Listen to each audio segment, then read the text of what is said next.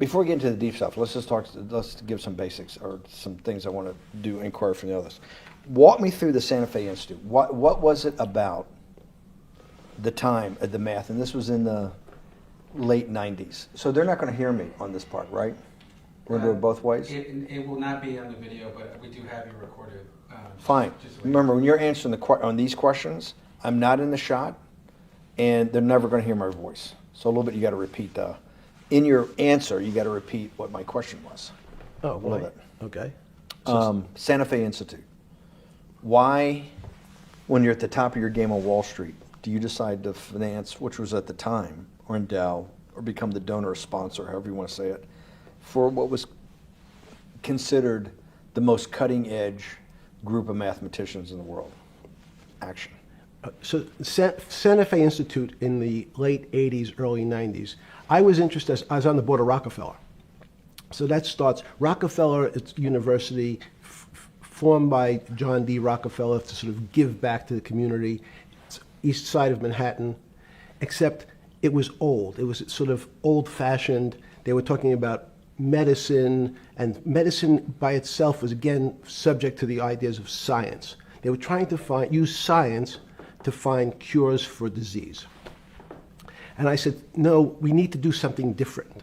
We need to start interdisciplinary work. In most... How did a schmuck like you get on the board of Rockefeller? What year was that? I don't remember. Late, I think 89 and 91. So that's one of the most prestigious research places in the world, correct? Yes. Okay, how did a guy like you get on the board of a blue blood, internationally known, hard research, Nobel Prize winners all over the place? How did they pick a guy like you, a trader from, or basically some guy from Bear Stearns?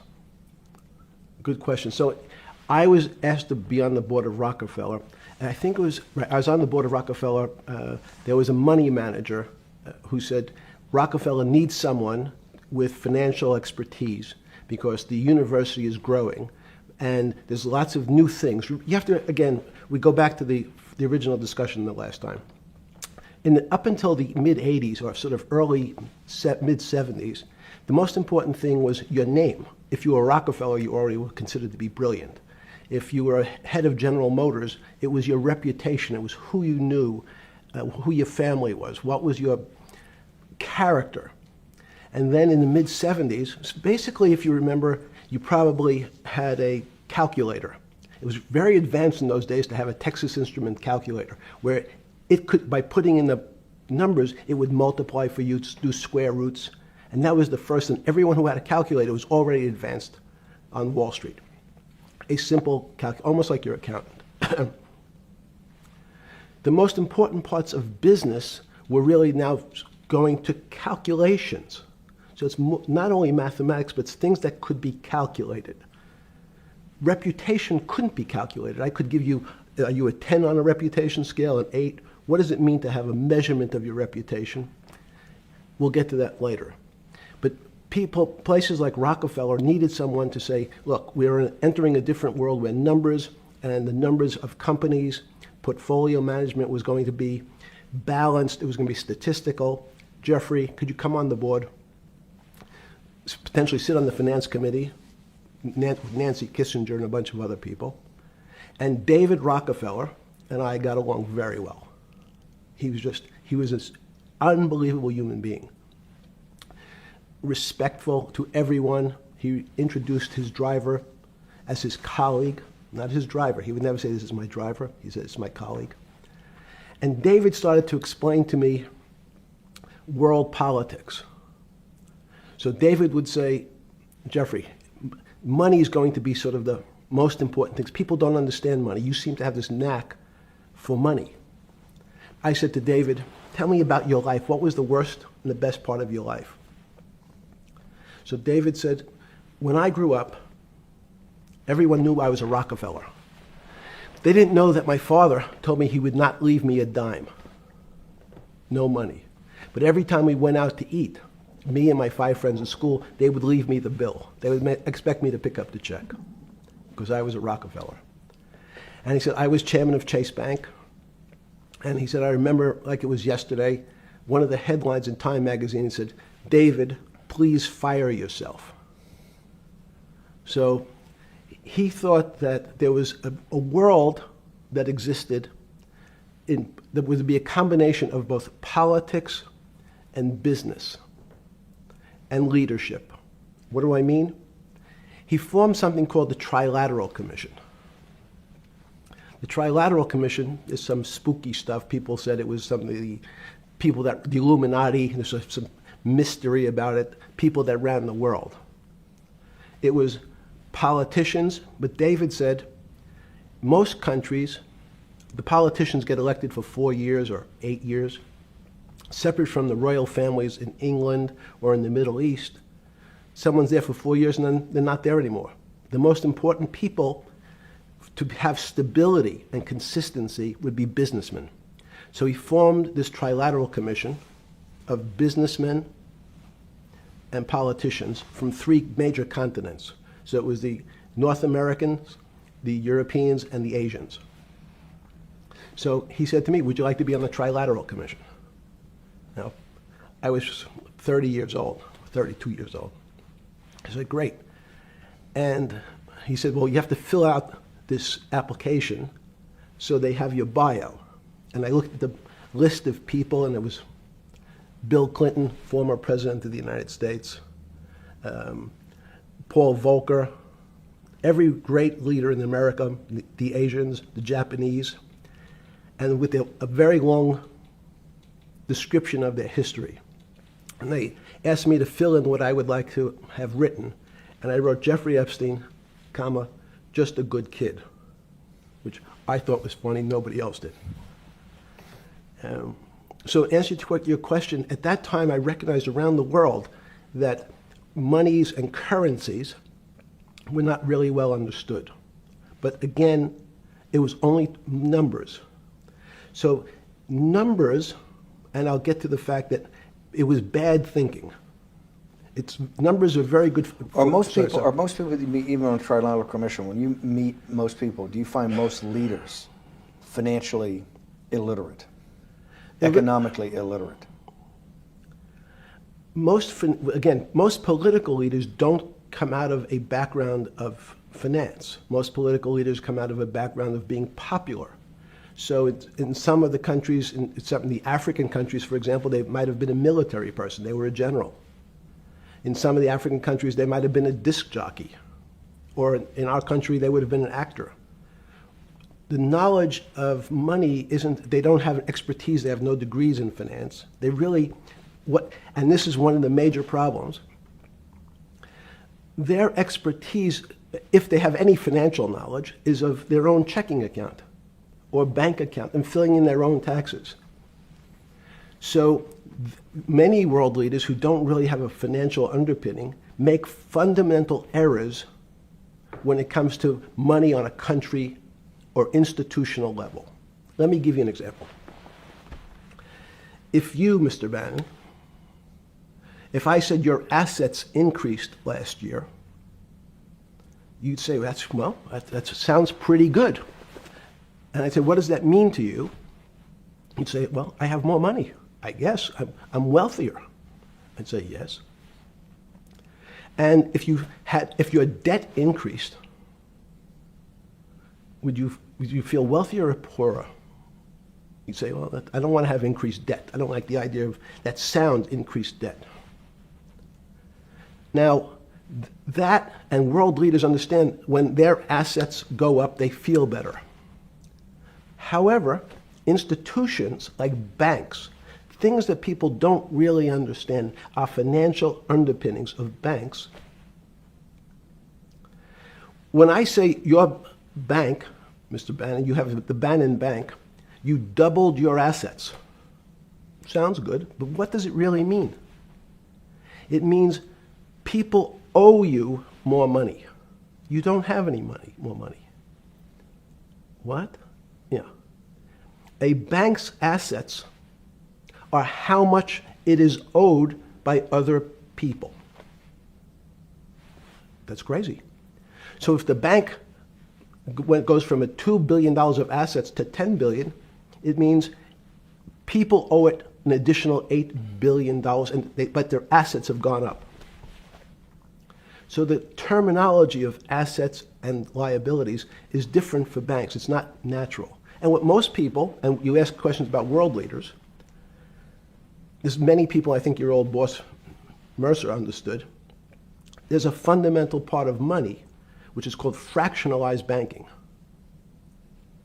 And fractionalized banking is something that finance people understand, and the people on the street, and when I say people on the street, that's where I was when I started on Wall Street, would find it impossible to believe. Impossible. Why? Bannon Bank, I give you $1, just one single dollar. In our system of banking, I would say, okay, Steve, I gave you $1. How much could you lend out to your friends? And your natural reaction would be probably something less than $1 because I want to keep something in my pocket. The way our system works is if you as a bank are holding my dollar, you can lend out an additional $8 or $9. No, it's impossible. I only have $1, Jeffrey. We have something called fractionalized reserves, which is if you have 1, you can lend out 9. That's the way our system works. And so not only do world leaders not understand banking, but the man on the street, my father who worked in the park department, it would be beyond his imagination that people could lend out more money than they actually had in their pocket. Next question. But how did this, in understanding that, when you get on something like the Trilateral Commission, you're on the board at Rockefeller, which is the most advanced research. You get brought into the Trilateral, which is the elite of the elite. How, since you're only at that time 30-something years old. 8 years from teaching at Dalton, right? You're Dalton. No, 10 years. 10 years teaching at Dalton. Yes. Walk us through. I mean, put us in the room. Walk me through exactly what it felt like. What it felt like being on the board at Rockefeller. We got these Nobel laureates, and you're sitting there making decisions, and you start to meet these people at Rockefeller. Now you start to meet these people at the Trilateral Commission. What did it feel like? It's a great question. So what did it feel That's like? what I'm in the business of asking. Yeah. What did it feel like meeting some of these people like Kissinger or Rockefeller? And those are two extraordinary people. But in general, I think the question, the people on Wall Street, I tell the story, the first day, one of the first days when I was in Wall Street, someone said to me, would you like to buy ATV? And I was looking in the brochure and I couldn't figure out what stock had a symbol of ATV. And when I finally said, well, I can't find it. And they said, what's the matter with you? Do you want to buy ATV? Which is, he was selling hot televisions, stolen televisions from the floor of the American Stock Exchange, referred to in common parlance as the televisions fell off the truck. So I knew what that phrase meant from Coney Island. But what I found was most people, be it in business, in normal life, or in the world leaders, don't really understand money. It is something they think about. They have a sense of what it is. They certainly want more of it. But they also make statements like, we want more money, but we don't want more debt, which just shows a misunderstanding of what money at its core really is. So most people don't, they want to make it, they want to save it, but to understand it intimately is not a normal characteristic. At the first Trilateral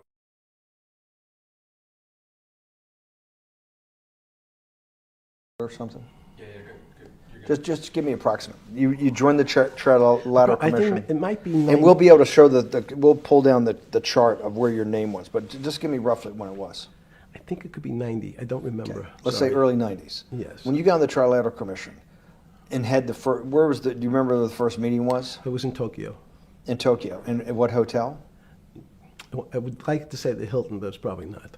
And it's a 3-day, 4-day? Give me some. Three-day event, and it walk was me through the whole thing. Speeches. It starts with a dinner. Just walk me through it. It was boring. You couldn't possibly think it was boring. It's bullshit. It was boring. You had to be stars in your eyes. No. Did you fly over privately? Yes, but it wasn't my plane. So it didn't count? No. You fly over. Yes. And it was who were the first, like when you first met those leaders, you had to be wowed. No. You're 10 years out of Coney Island. No, I'm not wowed by people of position. I'm wowed by people of great ideas. And I don't care if it's the bus driver. I don't care if it's the student I had who has teeth coming out Well, every these guys direction. have to have great ideas. They're the leaders of the three great continents of the world: North America, Europe, and Japan. No, many of these world leaders become world leaders because they're popular and they were able to get votes or they were able to convince people to vote for them. I learned later. Many of them were just good at what they did in terms of politics. Remember, world leaders are politicians in general. They're not scientists, they're not intellectuals, they're not great thinkers, they're great politicians. At the first Trilateral Commission meeting that you remember in Tokyo, sometime in the early 90s, do you remember what were the big issues of the day that they were talking about, and what did you think about it? Yeah, in fact, it was funny because they were talking about inflation, and they were worried that what would happen, how do you control inflation? And as a mathematician, I didn't understand the concept. I don't understand the concept today. How's that possible? Well, when you talk about most things to do with money, money is meant to be local. It's US dollars, then I understand what it means. If inflation, it means my dollar today inflates, and it doesn't buy as much as it did a couple of years ago. The prices go up. It seems that everything is great, but in fact my dollar is shrinking in value. If you, and you're the financial genius here. I'm just a lowly M&A guy. Sure. If you let me finish the thought. Go ahead. So if you're in America, you can feel inflation. Your salary's gone up, but you can't buy the same car. In fact, it starts to feel weird because the value. This is why I wanted to ask the question then. This is my point. Sure. The people who live and breathe this, the central banks, have been haunted by the specter of inflation since the late 70s. Yes. First off, tell our audience, how did that happen? The two great financial events in the 20th century, I'm not going to get to the 21st, were the great inflation in Europe after World War I, the Great Depression, the hyperinflation in Germany that led to the rise of Hitler, and then this inflation in the mid-70s. Before you go to explain inflation, why is the specter of inflation always the central thing in central bankers' minds? Because it goes back to the first concept I said, the weird concept of fractionalized reserves. The system is not well understood. And most systems, in fact, are not well understood. We don't know how our digestive system. Stop. This is I impossible. understand. This is impossible.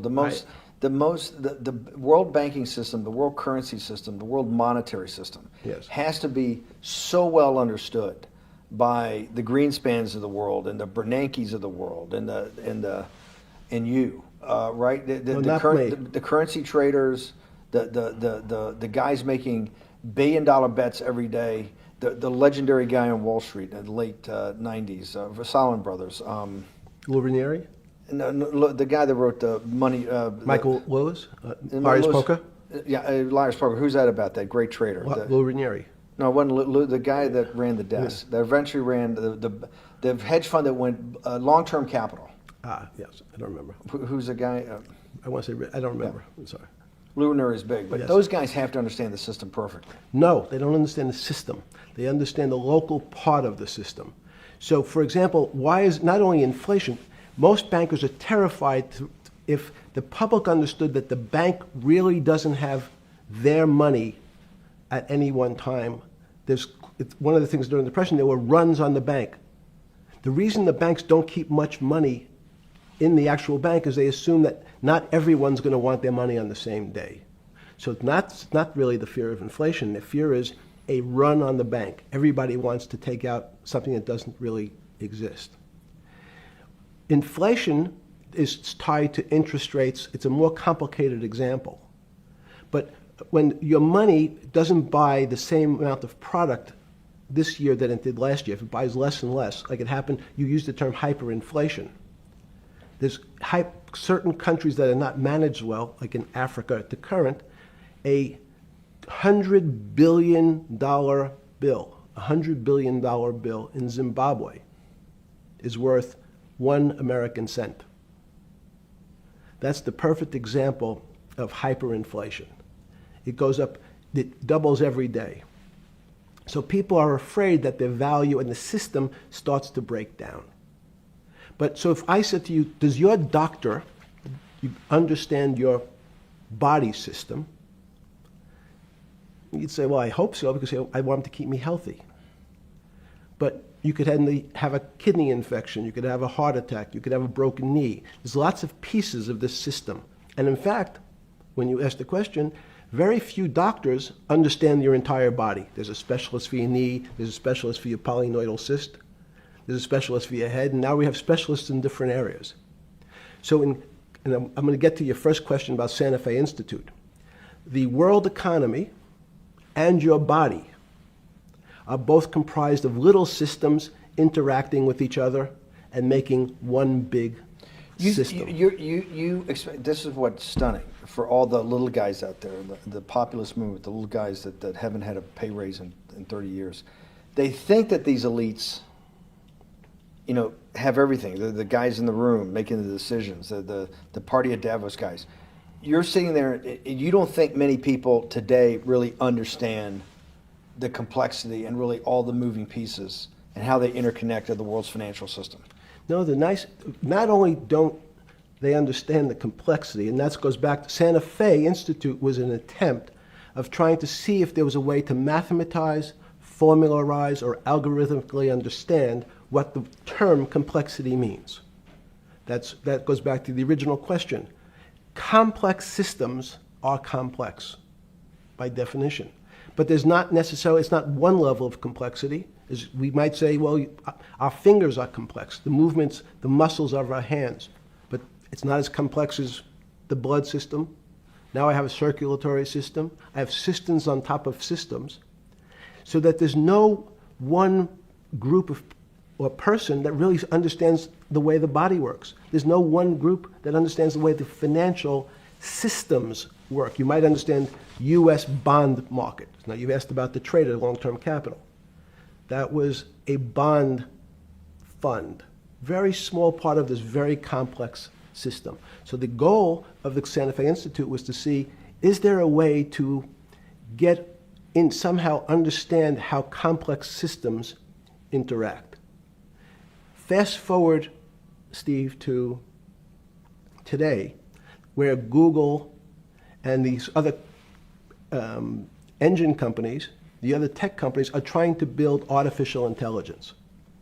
The strangest thing that they found, one of the strangest things, is that the systems that they design, this artificial intelligence, which a lot of people have heard about, is they design a bunch of systems. They're called neural nets. Terms simply taken out of brain work, neurons in the brain. Nets because they actually look like a net. They put in some inputs. The computers work, spit out an answer. Sounds normal to you. It's because you're thinking about that calculator you had in 1976 on your desk. When you ask the person who designed the system, how did it come to that answer? How did your neural net, can you show me the calculations? They say, no, we don't know. We don't know how the thing we designed actually came up with that answer. That's pretty strange. They take the same neural net now, and they put it in front of a video game. No learning, nothing. They said, to the computer, they say, sit in front of your video game and learn how to play. It seems the computer learns better than any human in history, faster than any human in history, beats any human in history, but when you ask the designer how did it do it, no one knows. It just did it.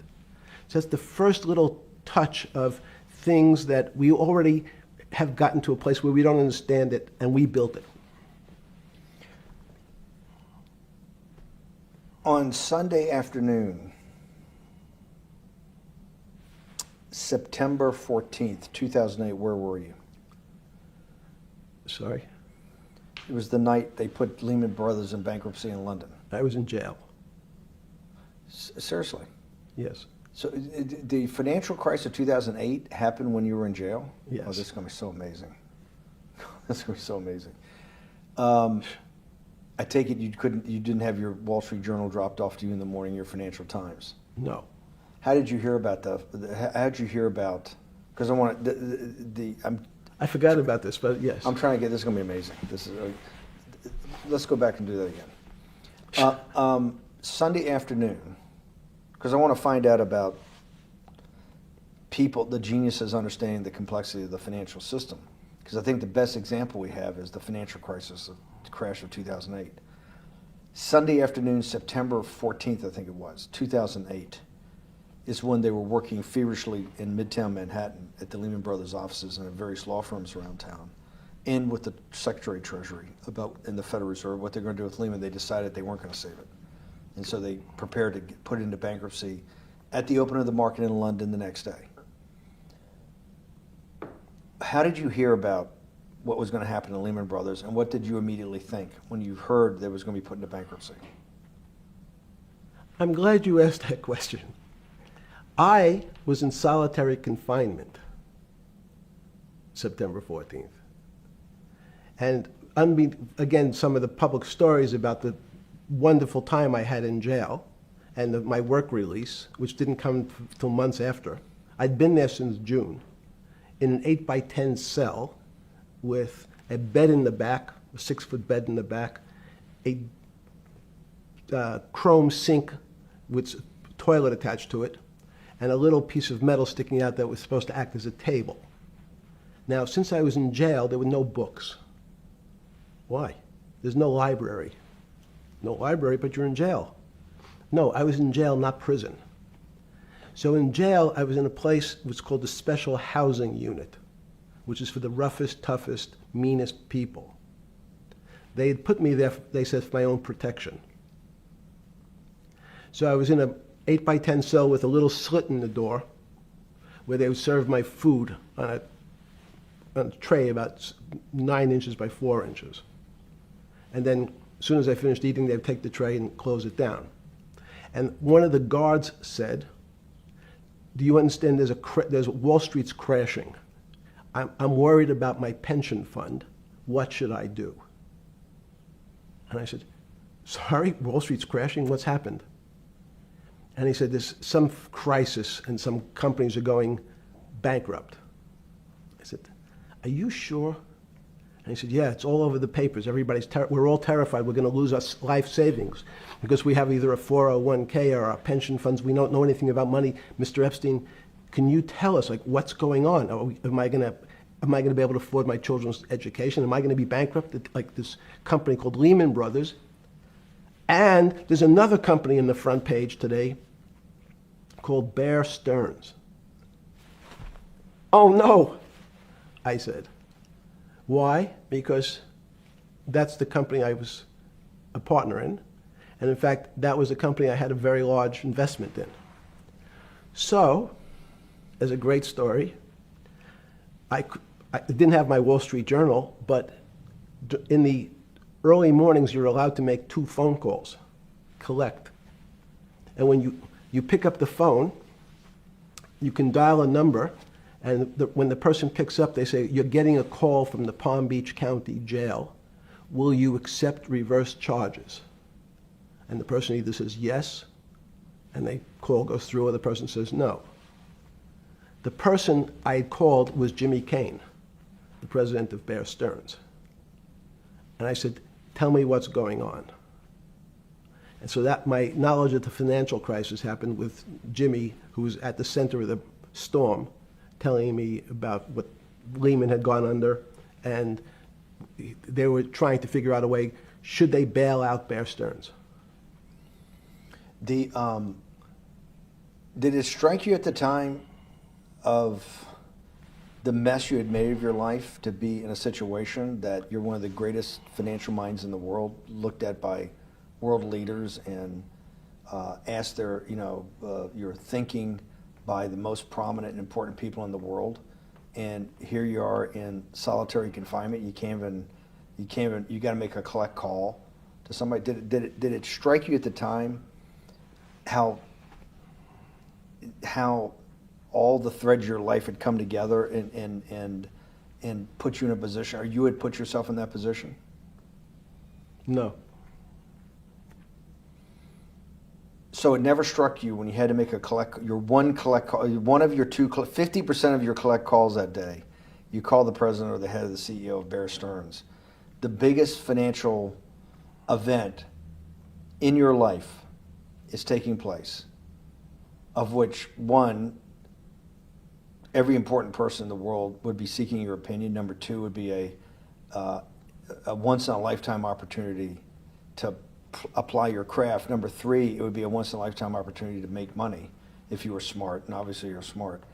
You're telling me here, truthfully, that it never hit you at all of how you'd ended up in a place where you had to make a collect phone call from a jail cell that was 6x9 with a steel bed and your food being passed in through a slot. The question you want to ask is, who was the other call to? Okay. Who was the other call to? The other call was to my friend at J.P. Morgan, who was then, I didn't know it at the time, trying to buy Bear Stearns. So at one point, I had two phones. It was difficult because they're afraid people are going to hang themselves with the phone cord. So they don't actually come together and they're pretty short. So I was actually going between two phones talking to Bear Stearns and J.P. Morgan at the same time. So I found it amusing. And it never struck you about how to end up in a situation like this? No, that would be probably means I would be too self-aware. You can't possibly expect me to believe this. I know. I don't believe it. It's no, it Even can't- it can't as be- a- it can't- you're telling me that during that day, you never had a moment. You sat there and go, "What the fuck have I done with my life? That I'm in a 6x9 jail cell when I should be on a trading desk, or I should be in my $250 million, greatest townhouse in New York City, taking calls from the king of Saudi Arabia, the president of China, the head of Russia, the president of the United States, to save the world's population from a financial debacle." You honestly expect me to believe that never happened? You're suggesting I was somewhat depressed, and how could this happen to me? I'm not saying depressed. I'm saying a moment of awareness of how could I get myself into this situation. No, I would just say how strange that this happens. Just, it's strange. I'm wearing a jumpsuit and flip-flops. What given color to was me. the jumpsuit? Brown. Brown, Brown jumpsuit. yes. I notice I don't see you in a lot of brown. No. Brown jumpsuit and flip-flops. Flip-flops, yes. With no access to books, no access to newspapers, No access to anything. You had lived on information. Except my Almond Joy bars. I had extra Almond Joy bars. Did you eat Almond Joy bars and things like that because you're afraid of what the cooks did to your food? Yes. Is that because of that you were in for the crimes that you were in for? No, it was just, in fact, I Is was... it because you're wealthy? Yes. How did you know that? Well, people would constantly come, if I was passing by or have to go for my medical, people would either ask to borrow money or make some other types of comments about... And In the beginning... what were the comments? At the beginning, what were the comments? It serves you fucking rich guys right that you're here next to me. There was nothing about your crimes. No. So all this rumor you hear all the time about people in prison that commit the type of crimes you commit, you're saying in your personal thing is not true. No. It was all because you were rich. Yes. And it was all because they wanted to borrow money. Or get advice. Yes. Where they get advice to Which go long. Yes, Are you telling me is this time to buy? You're telling me in solitary confinement they're interested in going long? Yeah. They want to know what What does that say stocks... about human nature? Well, what I think the people find, one of the reasons they wanted to keep me in solitary confinement was they're afraid that everybody would want to know which stocks to buy. But what happened was, after this crisis, now it's on the front page of every newspaper. I don't want to lose this day. Sorry. When you first heard that, was it Bear Stearns had been kicked into bankruptcy, 6 months before? No, this is the same time. This is part of the same deal. I thought, no. Bear Stearns, they saved Bear Stearns and didn't save Lehman Brothers. That's right, it. they let 6 months Lehman- before they had bailed out Bear Stearns, but Bear Stearns was still a zombie, A shell of its former a self. former self. But they had quote unquote saved it. They admit. Why did they make the decision in your mind? Why did Hank Paulson and Bernanke what's this concept of moral hazard? Explain to the audience what moral hazard is, and why did they save Bear Stearns 6 months before, and why did the smartest guys in the room decide not to save Lehman Brothers? It's a good question. The real issue is I'd have to go back when you have these systems to the way your doctor responds to any type of emergency in your body. If they might decide to save your kidneys and let your gallbladder go because the gallbladder is less important to your overall system. If at that time, even it's not that long ago, the boogeyman was when said, well, what really happened? Jeffrey, what really happened? What is this financial crisis? And, some of the progressives and the right wing blame it on the banks. It was the banks' fault. And it's the fault of this very esoteric, unknown concept of derivatives. It was really the derivatives that caused this financial crisis because the derivatives got somehow out of control and in the Mickey Mouse. And that was the way you started your road to a billionaire went right through derivatives. Yes. But derivatives were not the cause. Derivatives were not the cause at all. It's like saying your hair was the cause of your heart attack because it was on top of your head. So what was the cause?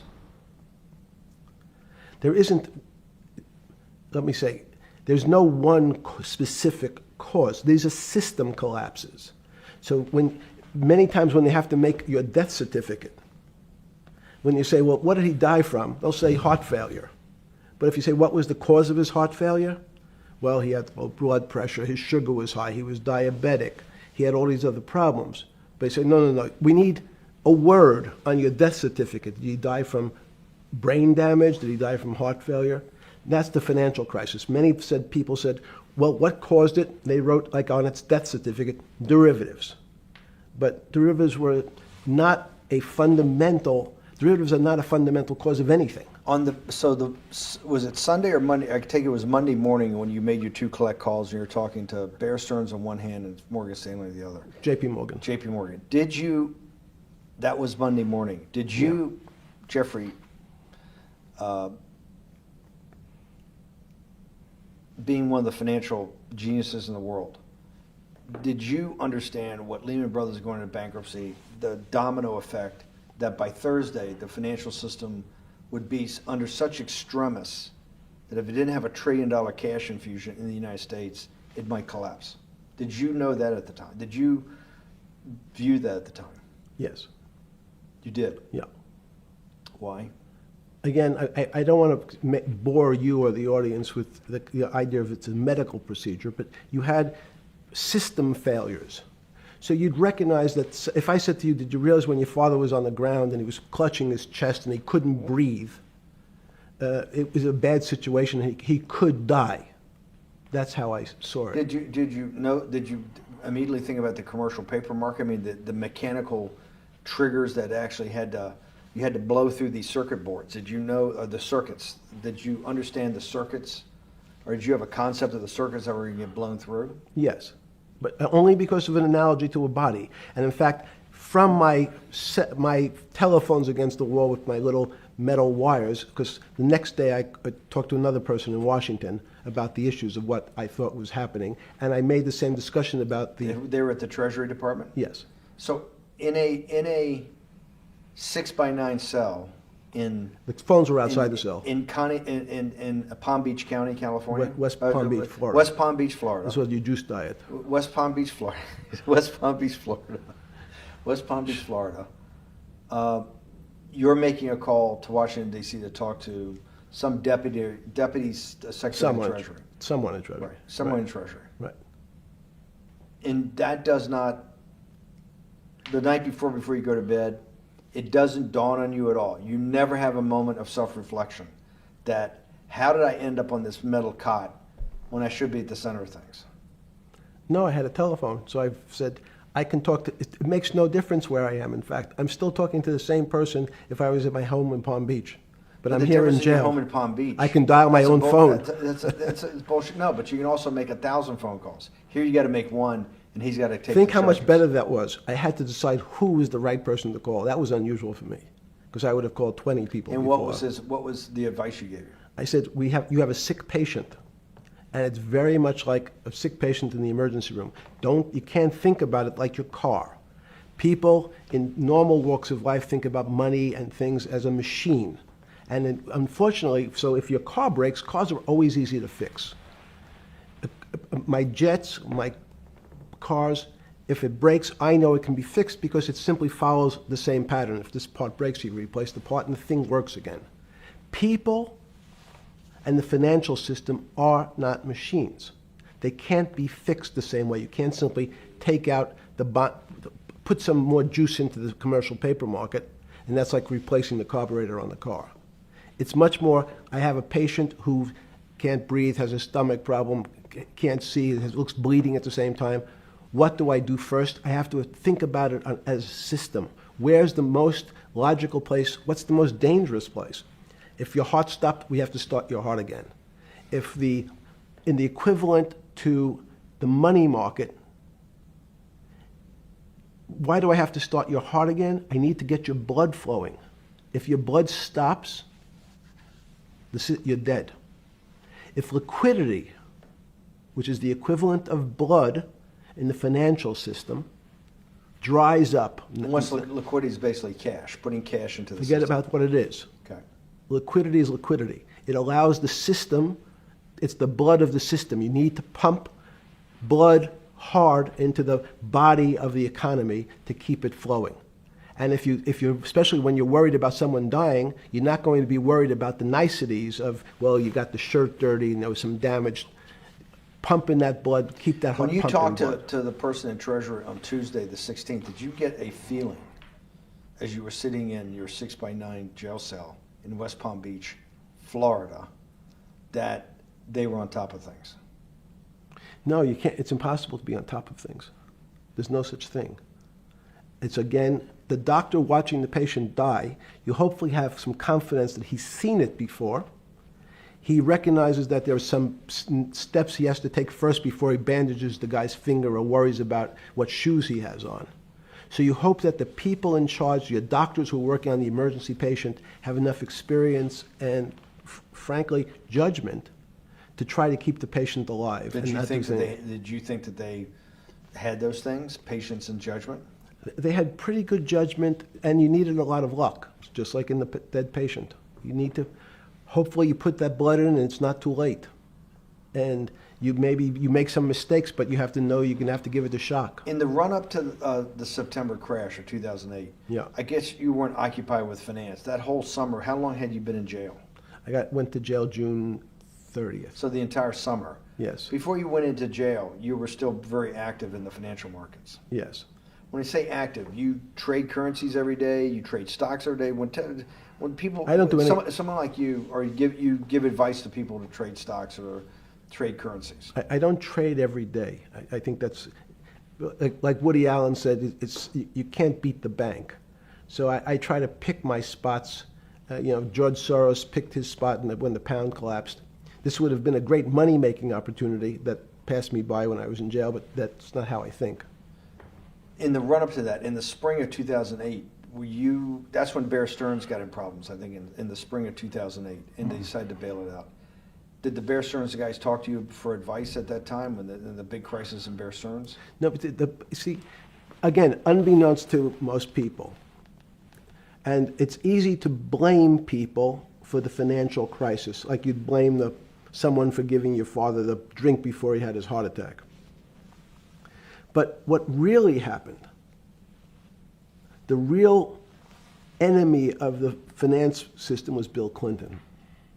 And if you ask me what and who caused the financial crisis, I would tell you it was Bill Clinton. Because of what Bob Rubin and he did to deregulate the financial system? No. Because as of the last time we had our 60-minute interview, you talked to me about home ownership. and you asked me whether everyone should own a home. And I told you, no, it's too risky.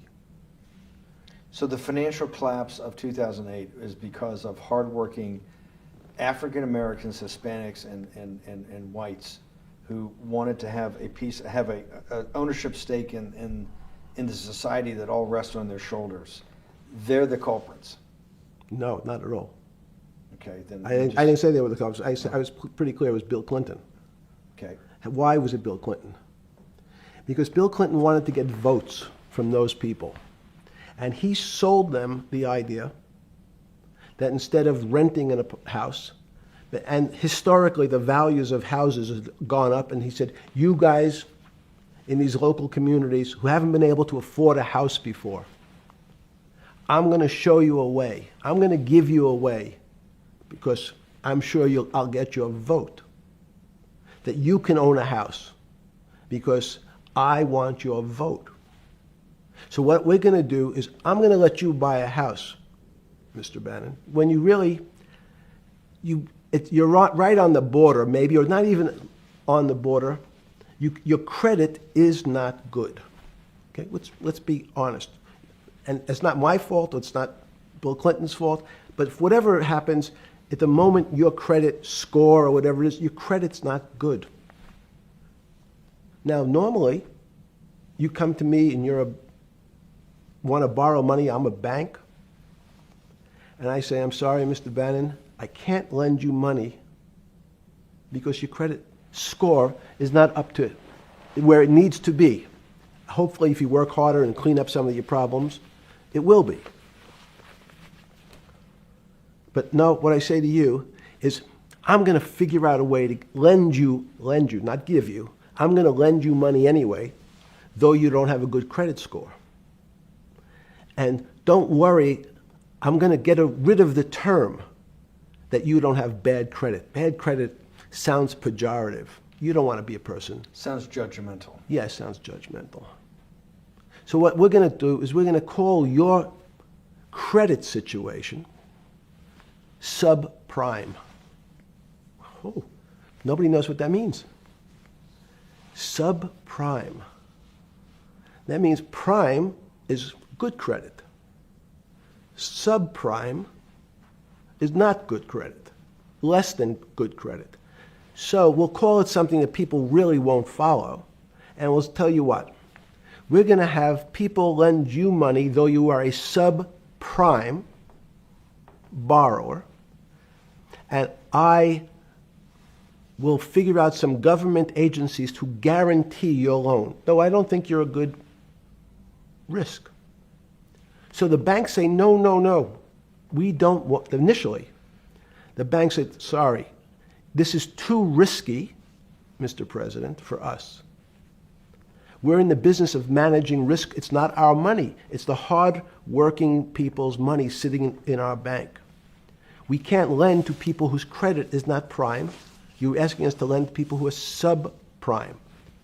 And he says, here's the key, if you don't, Mr. Bannon, I'm going to make sure the Justice Department charges you with discriminatory lending because you refuse to lend to my subprimers.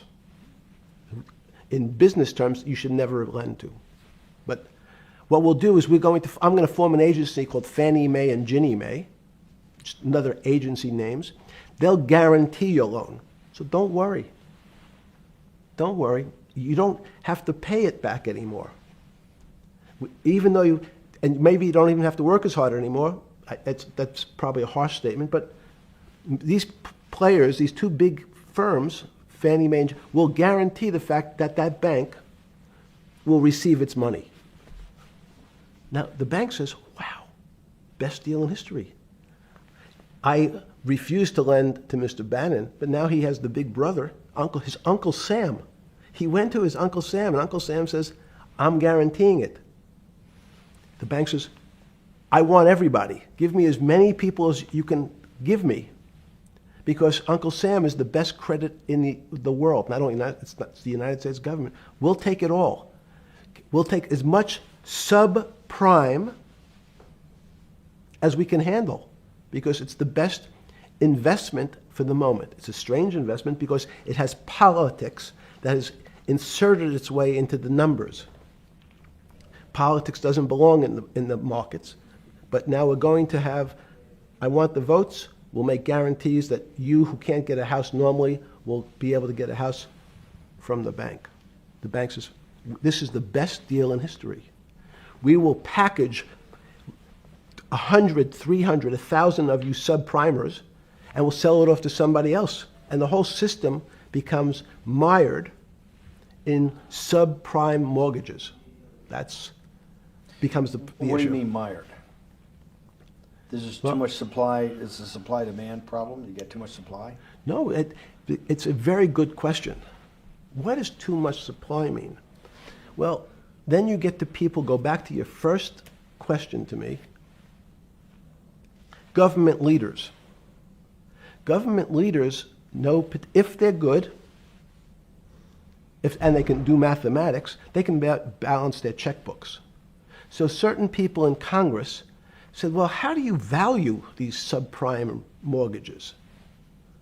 The banks say we've been valuing them the same way we've always valued them for the past 20 years. The accounting firms, there's something in this country called GAAP accounting, which is a standard type of accounting. And we account for them the same way we've always accounted for them. If we paid $1,000 for your mortgage last night, when we put it on our books today, we're going to say its value is $1,000. It makes sense. I paid for it last. What's its value? It's $1,000. That's what I paid for it last night. No. The Congress people said, that's not really a good answer, you know. That doesn't give us confidence that you know what you're doing. Because what happens if you have to sell it tomorrow morning? Something's happened and you have to sell it. Remember, there's kinds of stress tests. Would you be able to value it at what you paid for it the day before? And Wall Street says, that's not the way you can think about this. This is crazy. We always value things at the cost from the day before. And they changed the accounting method. In essence, to say not what it was worth yesterday, but if I have to sell, what would it be worth? That's impossible. So what happens is every bank now has to value something they bought yesterday at lower than they paid. Never before in 20 years did they have to do this. So something they bought at 1,000, on their books was 1,000, is now 990. That starts to, you asked the question about what did I start to think about. Something's 1,000 and 990, this person now has to value it at 980. When did you first start to get nervous, understanding Bill Clinton in all this? Did you change glasses? Yes. Okay. I changed shirt. I saw that black.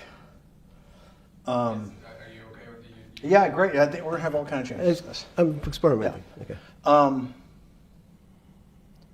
When did you get a feeling? Did you ever anticipate, before it happened, something like 2008 could happen? No. How could that be? Because it's the word I can beat it to death, is that it's very much like would I anticipate I'll have a heart attack tomorrow? Unlikely. Was 2008 a heart attack or a stroke? Debilitating. It's a better. It was both. But why was it both? Because in fact, as I said, the blood was getting dried up in the system, and the head, which is sort of the central bank, wasn't working. So to some extent, it was a combination. It was a crisis. Did you see that building up over time? It's always been lurking in the background. I mean, if you have an older parent, would you say it's possible? Did you anticipate him having the heart attack today? No, you hope things are going to go better and maybe they'll fix it up. The system was getting too complex, and it wasn't based on derivatives, because what people keep forgetting, and as I was just explaining, Wall Street, and in many professions, including Wall Street makes it sound complicated. They don't want the little guy to understand what they do because they make so much money and they don't do very much. So they couch it in words like derivative and stock options and commodity futures and different types of contracts. It's all fairly, everyone is capable of understanding it. It is not complicated. But Wall Street, because they make so much money from doing fairly simple things, needs to make it more complicated than it really is. We had a very big recession in the early 90s based upon real estate and Japan basically imploding. Let's again, Okay. you had a recession in the 90s. I don't know what it's based upon. It's always interesting to look back and say, separate from there's certain triggers, like there, in the 70s there was a... What do you think it was based upon, the 90s downturn? It's clearly there was a huge downturn. No, I know there was a downturn. That's what I know for sure. I don't. That's a fact. That's all. Everything else is sort of speculation about why did he have that? I understand that, but Sorry. there's some speculation that has 0% probability of being true, and there's others that have 90%. In the range, when you look at the range of alternatives of what could have caused it in 90, and what I'm trying to do is get you all the way up to 2008. Look, you're the smartest guy in the room, right? You know that. Do you think there's anybody in the world today?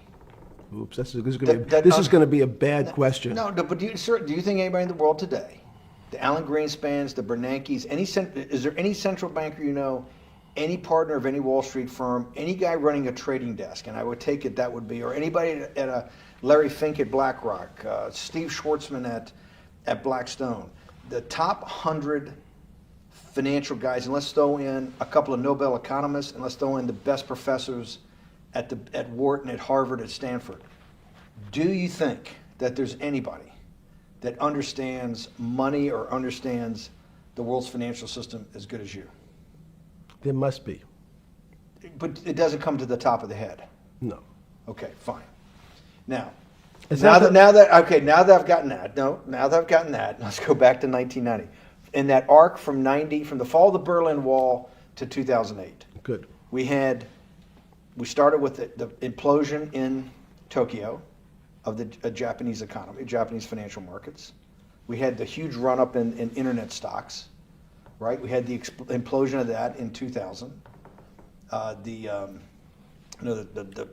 bankruptcy of Drexel Burnham in 90. Mm-hmm. Implosion of Japan, huge run-up in equity markets for the internet, implosion of the internet in 2000, 10 years later roughly. Mm-hmm.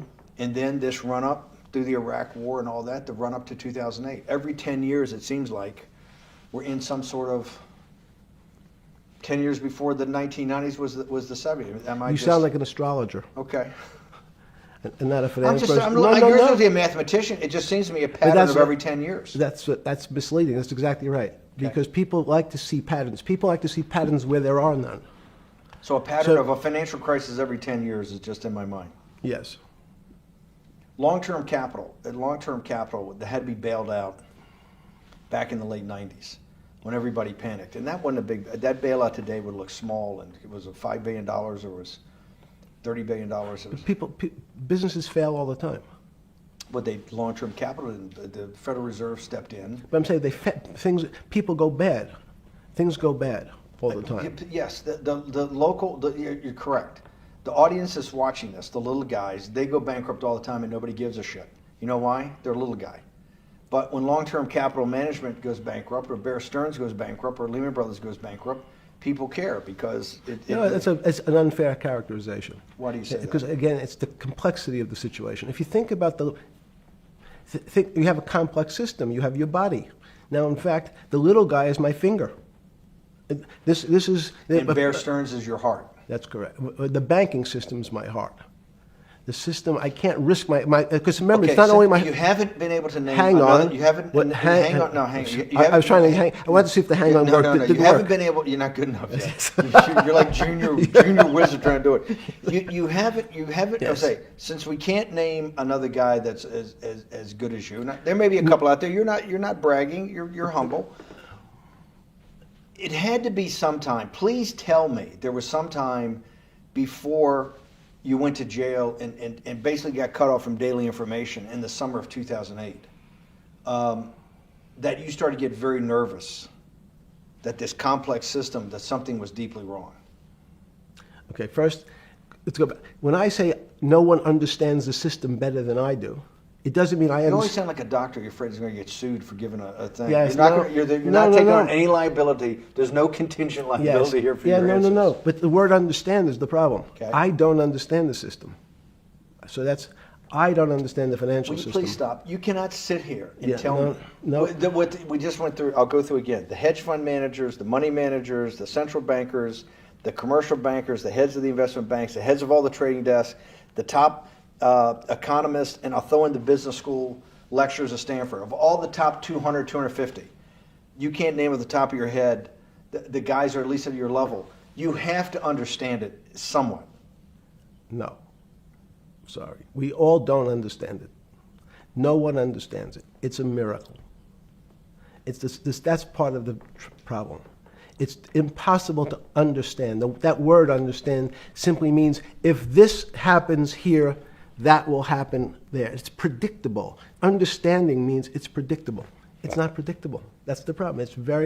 In complex systems, that was the fascination. Is there a way to tease out some level of predictability? So even No. In fact, you would ask the question, it's a great question, which was it a stroke or a heart attack? Now, most people don't know that before they were going to have a stroke, they had a stroke. They just have a stroke. Do they understand why? In hindsight, you go back and you can make lots of explanations. It might sound good. And if you're talking to the working man, you're using language that he'll never understand. It's complex. So he, just like going to his doctor, he says he has a gastrointestinal problem or he has diverticulitis, as opposed to saying, you had a stomach ache, you ate bad food. People don't like to say it in normal, everyman terms. The system had a stroke, but we don't know why. But you just, okay. Hardworking people, and there's a great social benefit, would you not agree, with having people having ownership in the system? When you say ownership in the system, it doesn't mean. Let's start over. Cause Okay. So flip Sorry. over your phone too, because Yes. I don't want anyone to see Yes. what's on your phone. So maybe flip it down or something. Yeah, yeah. Yeah, who knows what the fuck comes up with that phone? That's correct. We don't want to send you. KSA. I can't not believe I've got the magic moment when you're in fucking prison or jail, wherever the fuck it is, It's in crazy. solitary. Now, there's a funny part to that we missed, which is So said. go ahead, tell it. The funny part is what you asked me. Is there anything funnier than that? No, For black humor, it's I don't make any black comments. Sorry. You asked me what I was wearing. That's right. You're too wrapped up in the Me Too movement. Yes. So I was wearing a brown jumper and a brown pair of pants given to me by the jail with the word trustee on the back. Because you had qualified to be a trustee? Well, the funny part was it was spelled Trusty. So I wasn't really sure. I'd been a trustee in many different operations, but it was the first time it was actually printed on my back and spelled incorrectly. Probably had a higher level of being a trustee at that than you had at all the boards that you were trustees, right? Yes, because as the trustee meant you get two devices to clean your toilet as opposed to one. Yeah, but it also meant that you had some sort of personal fiduciary own responsibility for oneself, right? In the jail? You mean? Well, that's what being a trustee is. That's where they give you two. Yes, you get two cleaners. I was a trustee in the jail because I was able to teach some of the kids to help them get their GED. So that's how they gave me a trustee job. There's no time. I got to go back to this because I'm like a dog with a bone in this thing. Yes. You can't. There's something deeply fucked up with you. At least something. Well, we know there are things deeply fucked up with this. You will get through in this film, Right. but you cannot possibly sit there, knowing that you came from nowhere, knowing that you went to the very top of what is considered outside of science and maybe physics, the thing people most admire because it's like alchemy, understanding high finance.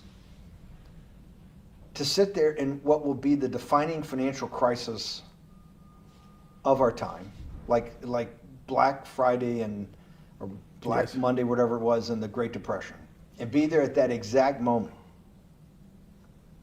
triggered in part by a firm that you used to be a partner in and knew intimately well, and it created much of your initial net worth because of, and know that you couldn't, someone who lives on a phone, right? Yes. Because you do live on a phone, right? Correct. You had to make just 2 collect calls. You cannot tell me sometime during that day you did not have that conversation with yourself of how the fuck did I do this to myself to put myself in West Palm Beach in a 6x9 cell with a metal fucking bed with a brown shirt that said trustee spelled wrong.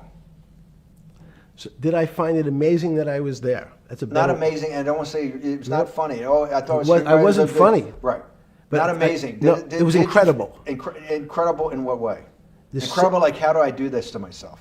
No. It's as incredible as me sitting here in this house. They are both just 2 sides of the coin. That's how I think about it.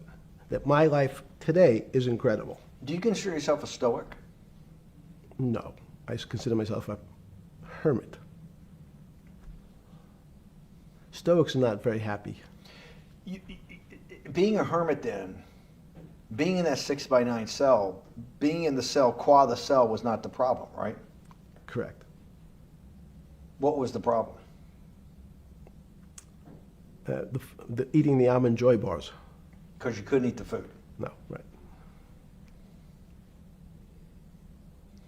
And but remember, my life is. Did that ever strike you that I can't eat the food because somebody might have done something to it? I gotta live off an almond joy bar, 1 a day or 2 a day or whatever. How many ever sneak in a day? No sneaking in.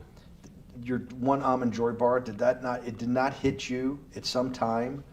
How the fuck did I do this? No. Let's go back to the spring of 2008. Were you so wrapped up in your personal issues at the time you were not spending enough time on the financial markets, or were you deeply involved in the financial markets like you normally were? In No, the spring of 2008? I was involved. So we're saying that the smartest guy in the room didn't see it coming. No, of course The not. bankruptcy of Bear Stearns, you just thought was a Bear Stearns problem. You didn't see it as systemic. I know you keep harping on it, but it's not. Because you're a mathematician and understands systems. I- It seems that anybody that understands that they had a systemic problem, you at least be the first on the early search radar. If you're not going to see it, then I'm really afraid, because that means that I always assume there's at least a set of guys out there that have some sort of sense that something's not right. Imagine the guy who has a stroke or had the heart attack. When you ask him, did you feel funny the day before? He's going to tell you, yeah, I didn't feel right. Something was off. I didn't feel right. I had my stomach was right. I felt a little dizzy. I felt a little weak. But if you asked him that day before, do you think you're going to have a heart attack tomorrow? He'd say, no, I just feel a little weak. I'm a little dizzy. My stomach hurts. So these systems, and that's the issue of complexity. What complexity says is that, in fact, everything seems to go along, and people have seen it. One of the great examples of complex systems is sand dunes. In fact, the sand keeps building up. People have seen some, and all of a sudden, one more sand drop, and all the sand starts running down the hills. That's the way I see the financial markets. Well, you funded Santa Fe in the early 90s or late 80s? I believe it was early 90s. I can get back to you. But early 90s, Santa Fe was funded for the study of complexity theory. It was studied with math. So let's back up. So why did I buy a ranch in New Mexico in 1993? So that gives you some sense. So I would have funded it in 1990. Los Alamos, which was the high energy lab up in New Mexico, was losing all its scientists. And They were Los closing- Alamos, it was where Oppenheimer and where a lot of the nuclear weapons program, the bomb. That's where the original bomb. Manhattan Project. Manhattan Project Yes. was Yes, sir. as Los Alamos, and you bought your property out in New Mexico to be near that? Yes, because the scientists were going to be, they cut the funding for high energy physics. But the people who worked in Los Alamos would still be in the Santa Fe area. They cut that because this was the Cold War dividend, right? I don't remember exactly why. It was because, again, people thought that physics and high-energy physics really wasn't that important. Because that was about nuclear weapons. No, it was because they decided, which may be not right, this was the same time that Murray Gell-Mann came up with the term quark, Q-U-A-R-K. He picked it out of an old poem, the word quark. But it was mysterious. So they were starting to understand in the 90s that our world of the physics world, there was things that were just unexplainable. They called it strange things. You gave it a name. You gave it some characteristics. You called it had charm. It was one of the terms. It had a charm. It had a flavor. It had a color. But no one, Mr. Bannon, understood what it was. Just like the financial system. And you wanted to investigate that. I wanted to see if we could build tools so others smarter than me could help investigate it. And that was the beginning of your concept of the Santa Fe Institute. Yes. And Santa Fe Institute was founded to do study in this type of... Can these areas of strange things be described by some form of mathematics? So that's what I'm trying to get at. The foundational thought, the organizing principle of Santa Fe, yes, in the high physics lab at Los Alamos, right, which had been the headquarters of Manhattan, and the Trinity Project, right, the bomb. Yes. So you're talking about the elite, the high priest of physics. Of physics. Yes, sir. Which high priest of physics, some subset of that is also mathematics. Yes, they're both similar. Project out. One of the tools you want to do is to make sure that in this complex system, the finance system, I'm doing a lot of this for philanthropy and a lot for the good of mankind, but also to be able to understand this complex system, the most complex outside of maybe our body, of the financial world. Yes. Did they create tools, or were you smarter in then the mid-aughts, 15 years later, than you had been then because of work that was done at Santa Fe? No, it was great. But in fact, most of the money, most of my philanthropy in the area of can you describe things that appear to be unexplainable by mathematics, and can you fund people who have new ideas? And unfortunately, when someone thinks they've been able to, there was a man, Stuart Kaufman, when they think okay, I figured out how to be able to predict the unpredictable, what appears to other people to be unpredictable. But my system, in those days it was called genetic algorithms, can predict what things will happen, and they all want to make money. So they use their systems to try to figure out, they know they have figured out the way to make money because they figured out the unexplainable. They try, they go bankrupt, and we start again. So with a cold view, what I've come to realize is that the attempt to mathematize, formularize, or what in your prior work, to understand what really is, in today's world, still unexplainable, is impossible. They're miracles.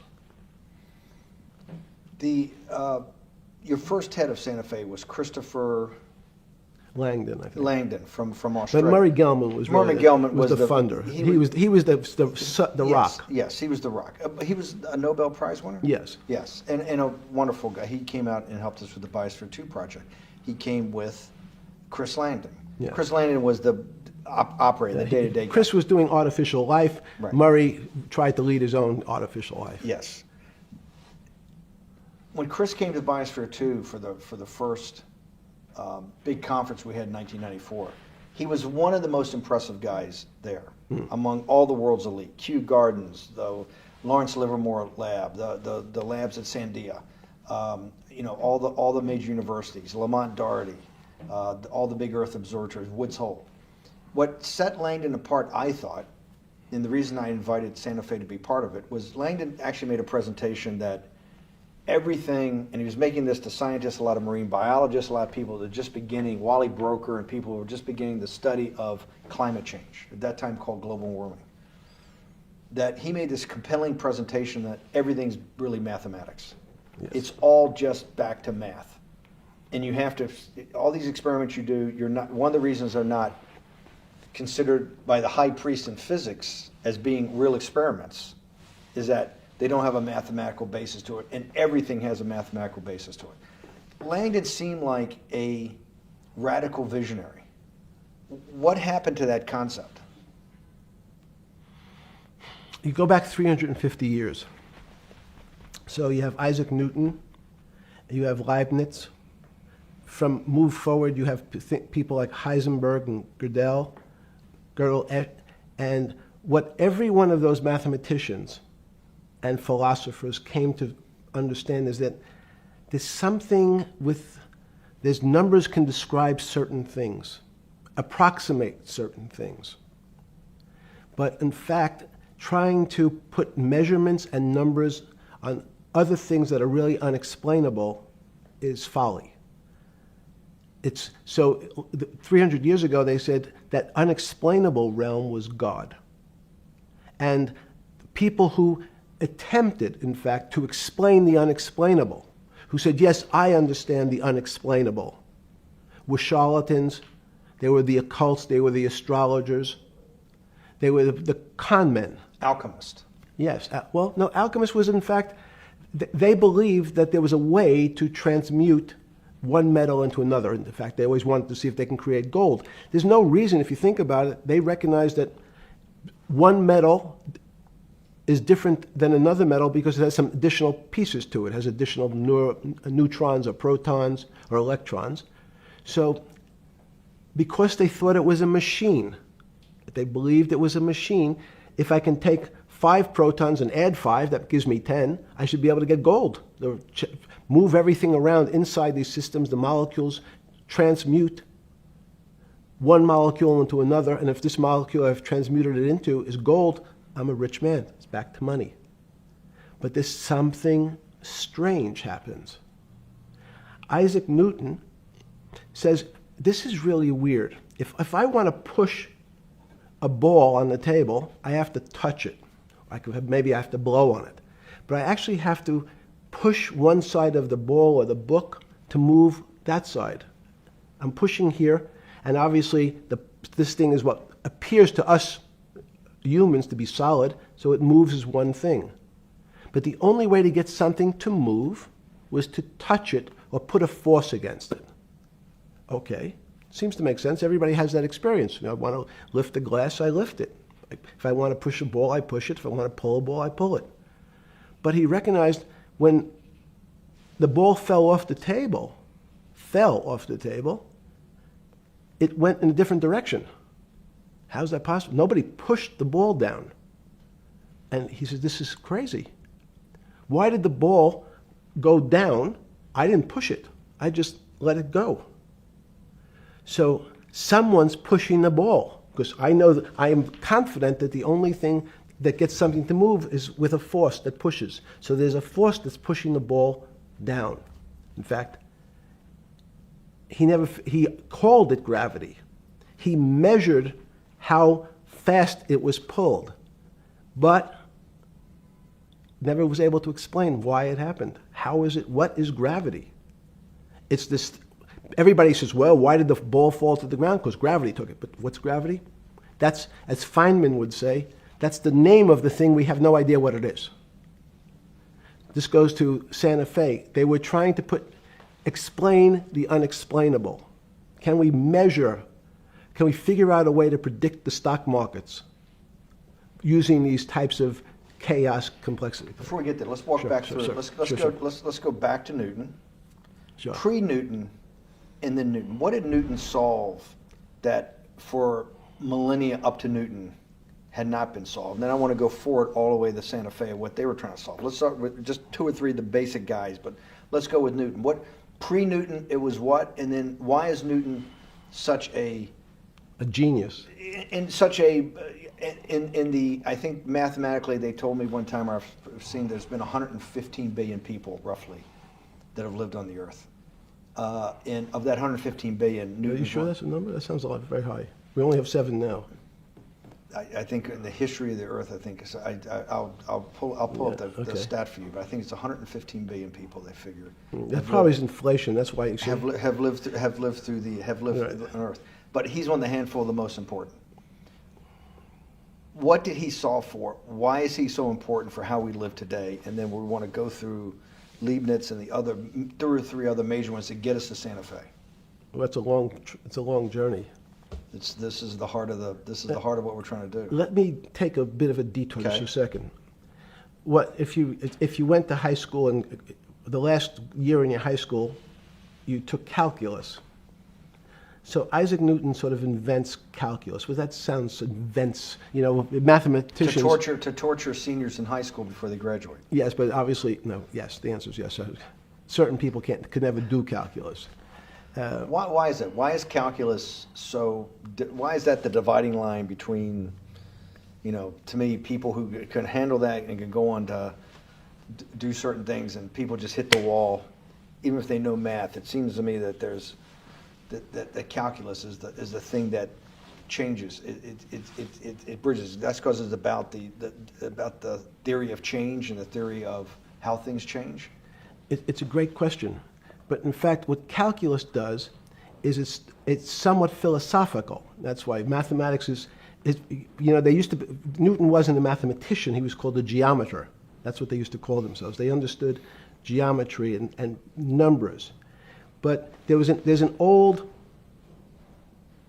conundrum where it says, during Pythagoras' days, Zeno's paradox it's called, where they said, well, if the wall is 2 feet away from me, and I take one step that's halfway to the wall, that'll be 1 foot away. And if I take another step that's half again, that'll be half a foot away, and then a quarter of a foot.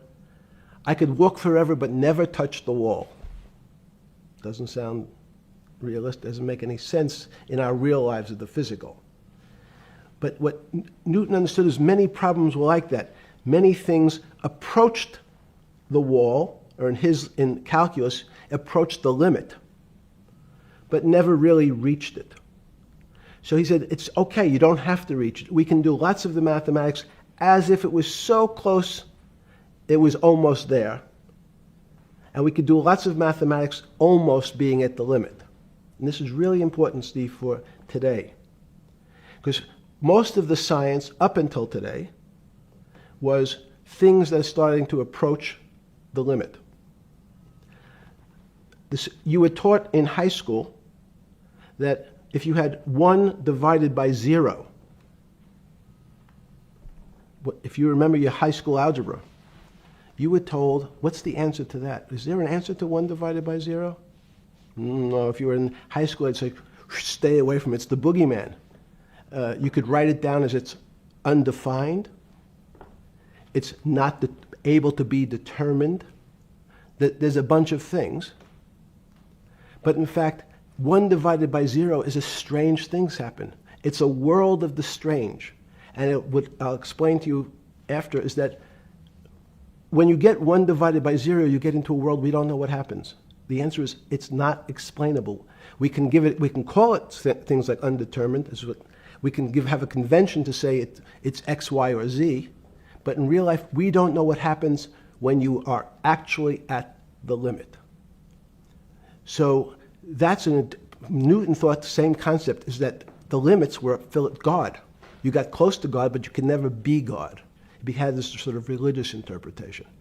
Okay, I want to go back to Newton. Why is Newton such a big dividing line in mankind's history? What is it about Newton? What is it about what he tried to solve? What did they not know beforehand? And because we live to a degree in a Newtonian universe, although I realized later it was subparticle atomic physics, but at least for a while it was Newtonian. So what's the dividing line? Why is he so important?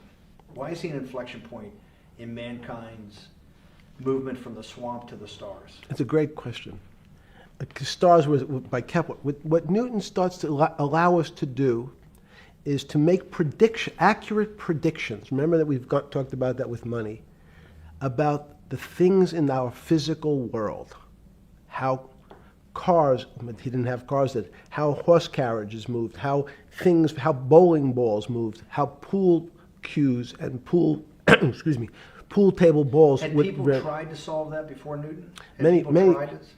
Heraclitus or Plotinus, Pythagoras, had these greats that we hear about, had they tried to solve the same problem?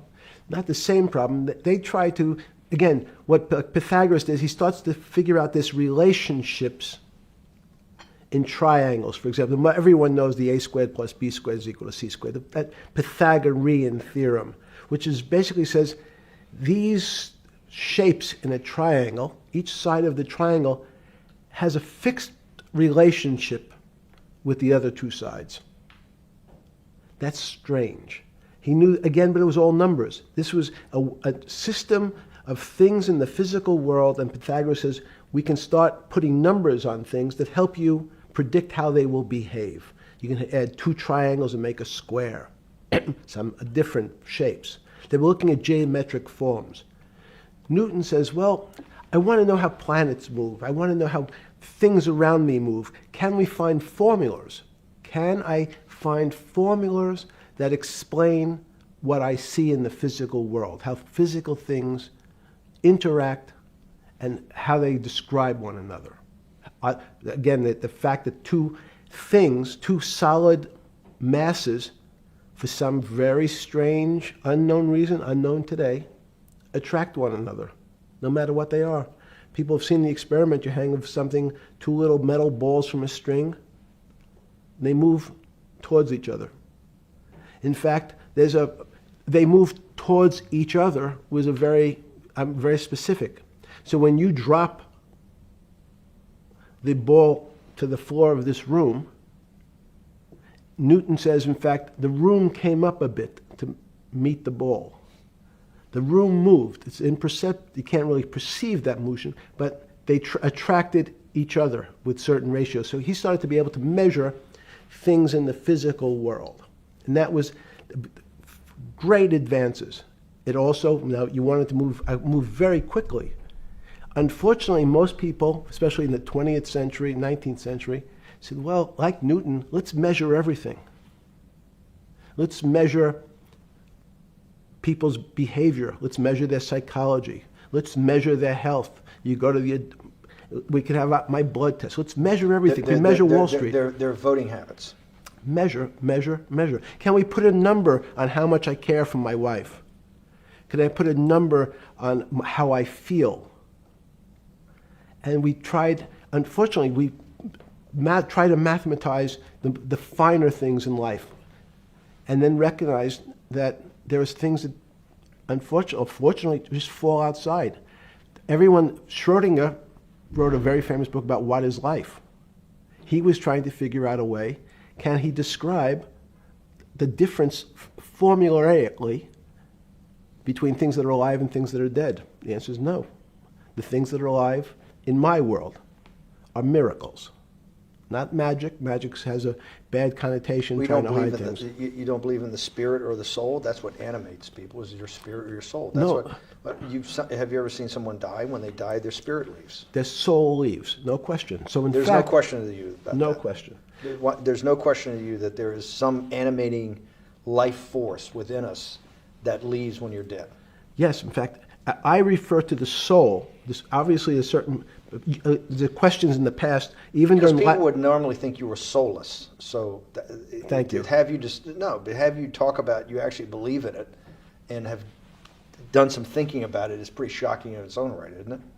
Well, again, mathematics. Leibniz thought. We Said, know Newton was at Cambridge, and he was the head of the math department, right? He's a professor, essentially. yes.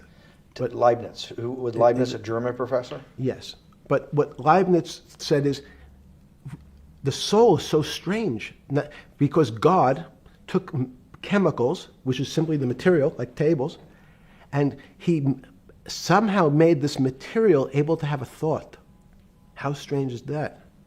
Not only does it have a soul, but some way it was put together that this material substance is able to think.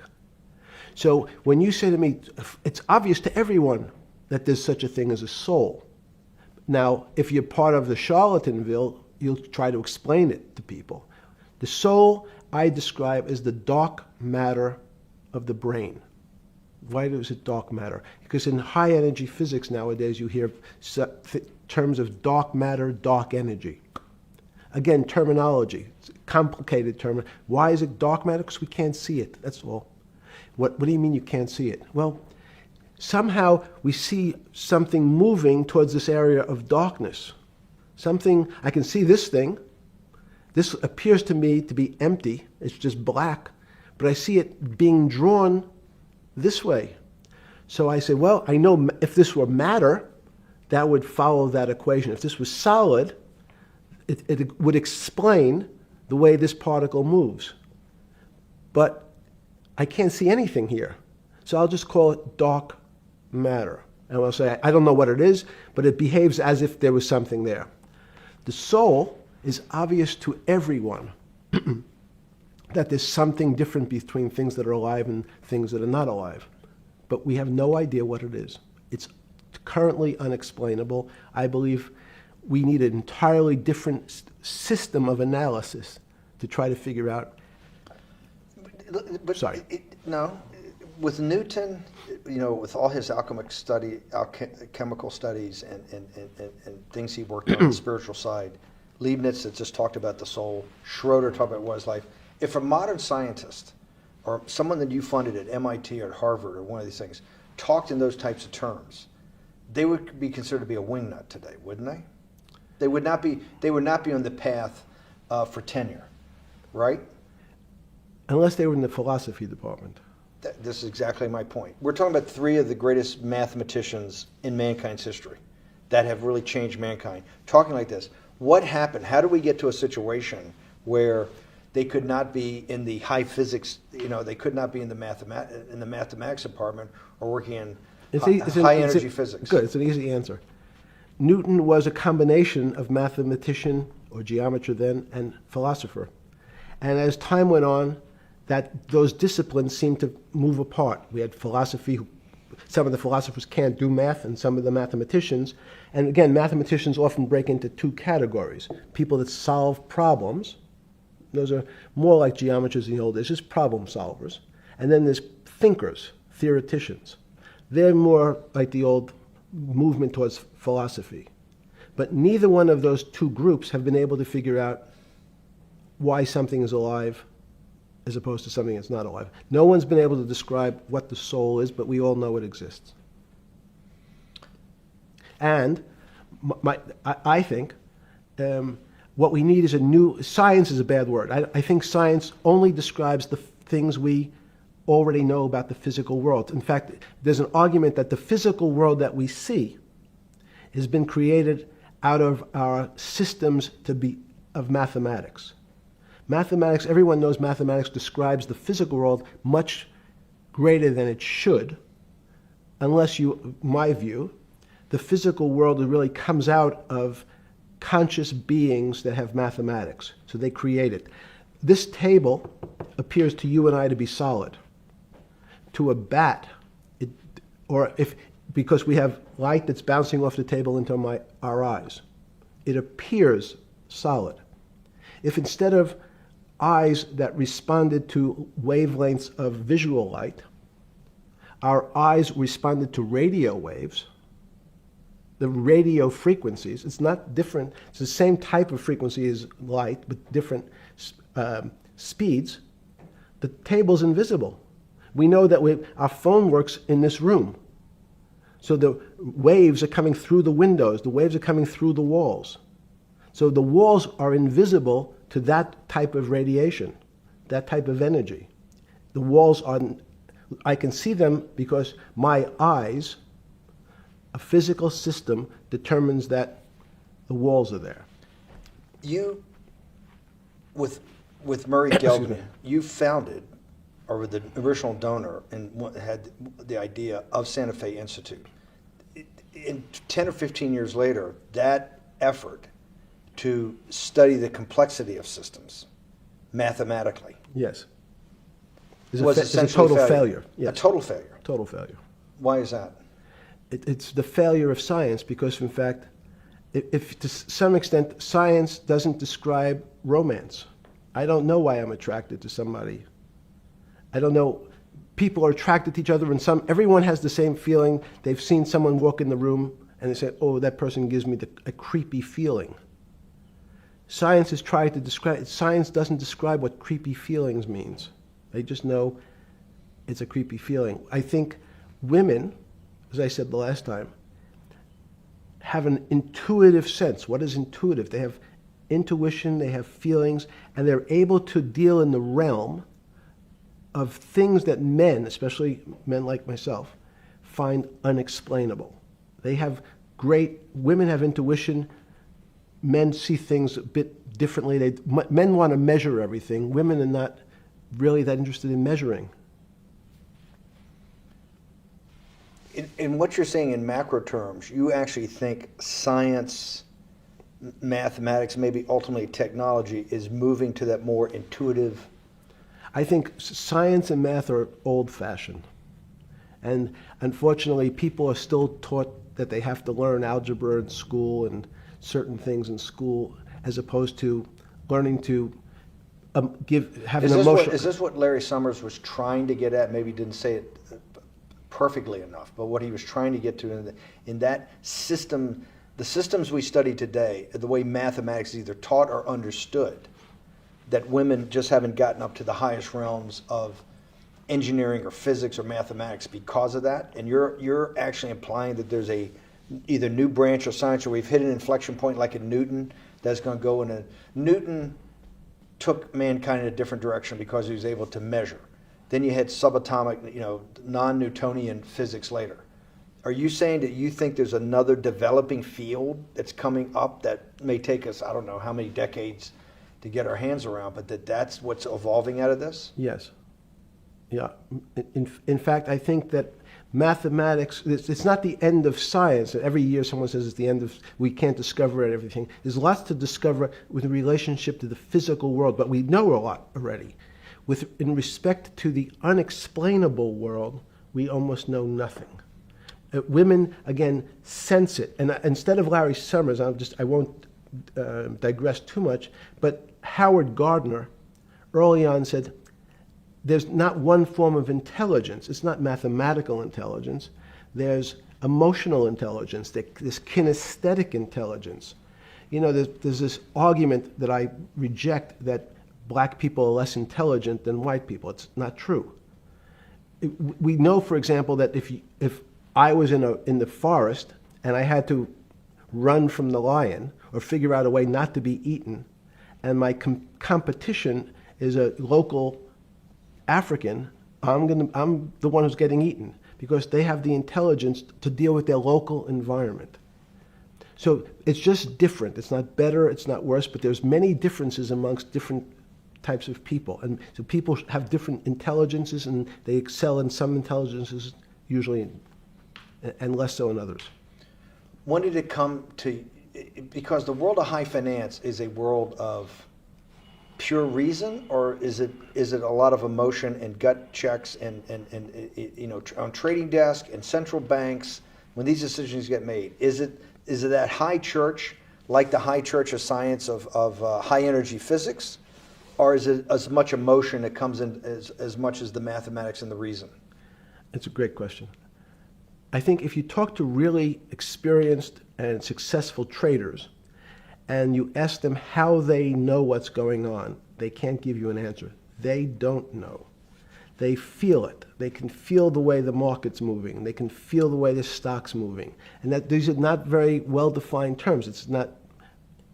It's difficult to put in mathematics terms, how did I feel it? You could look back and make guesses what I was seeing. But great traders feel it and then act on their feelings. That's the difference. Many people feel it but are afraid because they want a mathematical justification before they take that next step. When you first got on the trading desk at Bear Stearns in the late 70s or mid 70s, were you shocked by how little actual understanding of mathematics that the traders comprehended? Yeah, well, again, we had a Texas Instrument calculator. Most stockbrokers, especially before 1975, if they were good stockbrokers, could add. That's about it. They could multiply. If you could multiply, you were already in the top 15% of stockbrokers. Stockbrokers simply meant there's a story. When I went to the first person, I had no money. And I said, how much money do you make a year? And he said, $400,000. I said, impossible.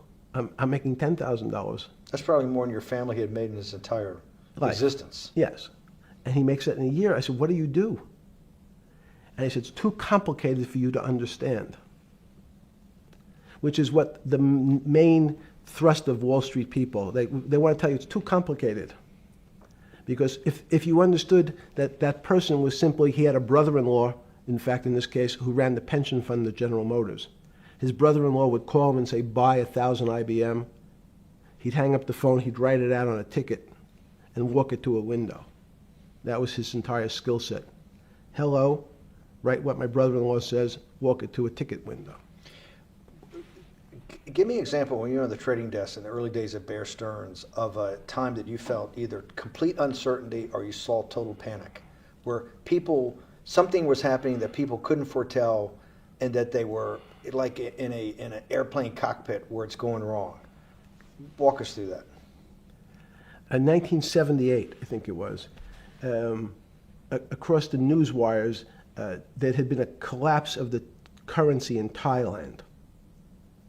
On the other side of the world, had no relationship to me. I wasn't sure where Thailand was. But the fact that a currency, a country's money, had all of a sudden dropped tremendously in value, affected the rest of the world's markets. And people panicked because they'd never seen that before. A very small part of a very complex system had a shock throughout the whole system. So prices on Park Avenue apartments, the bond markets, the stock markets, every started to gyrate. You know, there's an old mathematics expression that if a butterfly wings in Mexico make the wrong turn, it spins out, and eventually, by the time it gets to Canada, it turns into a tornado. So these are part of complex systems. So yeah, Wall Street in certain parts. Santa Fe Institute was supposed to actually come up with a formula for that, for the butterfly wings. Why in 15 years did you reach the end of at least that experiment? Every attempt to, that's why it's so exciting now, because I think certain people are starting to realize that there's so many things that are unexplainable that we have to think about them differently. Music is a great example. It's a common man's example. You know, when you hear a certain song, it makes you feel a certain way. How does it do that? We don't know. We can't mathematize it. And even that music, Steve, nowadays we compress music. When you have a violin, it's compressed onto your iPhone. So what does compression mean? I'm taking lots of information and I'm cutting it into lots of pieces and squishing it together. And when I squish it or compress it, I have to take out lots of pieces, but I say that they're not very important pieces. It's those pieces that we take out when we compress data, to me, are the most interesting parts of life. You just said a while ago, part of this new search for science may go back to when people were actually talking about a soul, and you said there's no doubt in your mind that there is a soul. Describe for me what you mean by that. What do you mean by soul? What do you mean soul different than the physical analog body that we're seeing on film right now? It's difficult to describe in words. I mean, I'm not a poet. Poems get a little closer to what that really means. But even the concept of what is life becomes complicated when you deal with plants and seeds. Is a seed alive? I don't know. Certain people would say, no, it's dead. When you're a banana, one of my favorite examples is the banana that's sitting on the countertop in your kitchen today. Is it alive or dead? What do you think about human life? Tell me about human life. But your banana is alive. That banana is breathing. It's on your. You say that's impossible, Jeffrey. No, it's not. Is the banana conscious? All these words. These are words. So everyone's trying to fit a very complicated concepts into a very small box called conscious or alive. These don't fit in that way. So if you put your banana in a bag and put another fruit in with it, the fruit ripens faster because the banana breathes with it. We don't understand most of those things. So you asked the big question. Sorry. You talk about the life. What about human life? What about it? Tell me what do you think? What do you think human life is? It's a miracle. It's a miracle. And when I say miracle, I can't explain it, and I make no attempt to explain it at the moment. We don't know how to think about it. And anyone, and again, another one of the Feynman quotes when he was talking about quantum physics. He said, anyone, Jeffrey, who says they understand quantum physics and quantum mechanics and quantum behavior, you know they're lying. Let's talk about it. That's post-Newtonian. Talk about what's the difference, who founded quantum mechanics, why is quantum mechanics taking Newtonian physics and taking it to the next level? It forms a much broader category. Let's go back to this desk. You use the thing of Newton using this desk. Why can't Newton's theory explain everything? Why did subatomic quantum mechanics or quantum physics have to come in to explain this? Well, so let's go right back to square one. Why is it called quantum physics? So quanta is a word that simply means packet, small amount. So it's quantized. So we recognized, when we recognized that this table appears, another very complicated word, solid to us, it's really made up of molecules or atoms. And atoms, we've given lots of names to what some of the behaviors. If you were in school, when you and I were in school in the 50s, the model was a little center thing in the middle, and an electron went around and around it. It was seen as a ball that went around and around it. And as we started to look at, say, well, let's see what this ball looks like. I want to be able to examine that little thing called an electron. We found that there was nothing there. There wasn't the thing. It was simply a cloud of energy that we can call an electron. So we already started to see mysterious things as we go into very super small quantities, quantum physics. So quantum physics started to go into the very small, and at very small distances, we see things that we can't explain. We just cannot explain. How am I doing on time? 4 minutes. Fine. And to summarize, no, sorry. Let's go back to human life. When do you think human life starts? It's not these. So you see, this is the question. You're asking me to measure something again. It's the disease. It can't be measured. You just hate making commitments. That's why I'm not married. I'm peeling this onion back a layer at a time. All your bullshit and happy target can't be measured like that. Is that to say measure it's a commitment. You don't even like a commitment when you answer a question. I don't know. As they say in golf, commit to the shot. I don't know what it means to be measured. You do know what it means to be measured. You're one of the leading currency traders, hedge fund guys, or stock market financial wizards. You're in the high priesthood of high finance. You certainly know how to measure. That's why you're a billionaire. Any other answer besides that is total and complete bullshit, and you know it. I know very few things. You know things can be measured. You measure every day. You weigh and measure every day. You weigh and measure people. You weigh and measure leaders. You weigh and measure economies. You weigh and measure politics. It's a very good. You weigh and measure. You weigh. Hang on. Your whole life, in fact, is measuring. So what you've now done is a great thing, is you've used the word measure, a mathematic term, in the common vernacular and abused it. So I don't even recognize what it means. It's so abusive to my field. Why? And let's go to that. In mathematics, measure means what specifically? There's no specific. It's an approximation, or giving something a number. Einstein said, we're not asking you to go to the ninth decimal point. You didn't say that before. No, you're not going to the ninth. I don't even. What if I say measure how tall are you? You'd say, in your case, 6 foot. 6 feet. But is it 6 foot 1 inch? Give or take, between 5'11" and 6 feet. But what's that? So the question is, I want an accurate. I got Zeno's paradox. I don't even know what it means to measure you. Am I measuring the top of your hair, the top of your skull, and the finer, the more you're being rabbinical. This is like I shaved my beard off. I used to be rabbinical. No, my point is, isn't that going through the Torah where you're parsing every definition? No, so however we broadly define measure, your life literally is about measurement, is it not? It's about putting numbers on things so that I can try my best. That you can call it whatever you like. If that Well, what do makes you ca- feel what- better. What do you know? No, Because I I'm wanna trying to make you relate it happy. back to your scientific inquiry. No, even a number. People don't. A number is a complicated When did thing. you come? When did you come to this When did you come to this aha moment? Was when it was in your solitary confinement, when the biggest financial crisis in world history was going on, in your 7x9 jail cell with your metal bed and your two brushes because you were a trustee with the brown uniform on, trustee spelled wrong.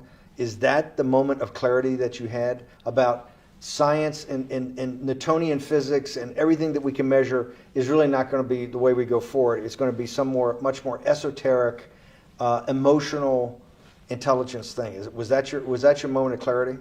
I wish it was, because it would make such a great story for this interview, but it's not. It's the fact that I lead such a privileged life to come across. But when did you? If it didn't happen then, when did it? Or did it happen before? I was then? going to hopefully Okay. get to the. Okay. I'm in a privileged position to have some of the world's smartest people come to my house and tell me what they think about different subjects, and I finally realized that the thing that they had most in common was there was this area, no matter how smart they were, that when I asked them the questions, they said they'd have to resort to a 500 or 1,000-year-old response to that question, which was, I don't know.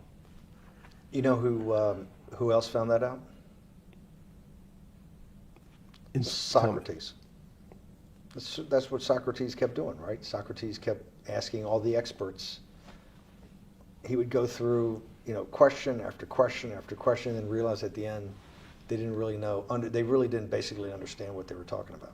And one of the things that people won't enjoy, it turns out that potentially one of the bad things to teach children is how to write.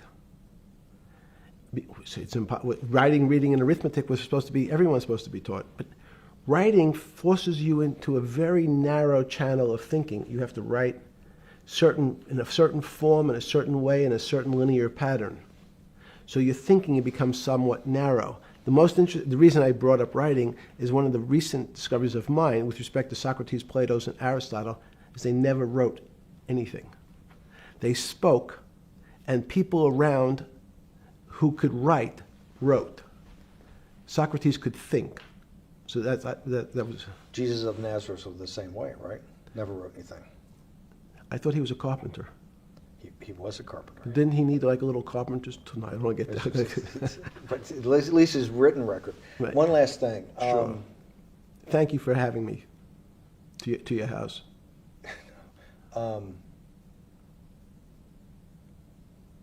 Vegetable juice. Let's go back. Look what vegetable juice does. When did that? The beginning of that. Was there any one aha moment in all these great thinkers? Did it happen before 2008? Was it after? That came up over, I know, many years. But when did you actually realize, hey, something new's got to be developed? Yeah, that's great. Is that because again, I'm privileged enough to have people around me who've given lots of philanthropic gifts to institutions of higher learning, and when I said the impact, how do you judge the impact of your giving? And we sat down and said, no really new ideas have come out.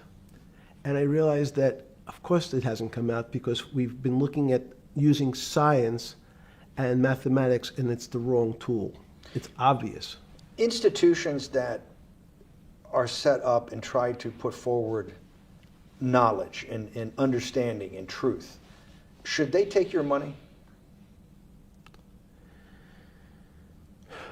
Derek Bach at Harvard said, taking money for good causes is a good thing.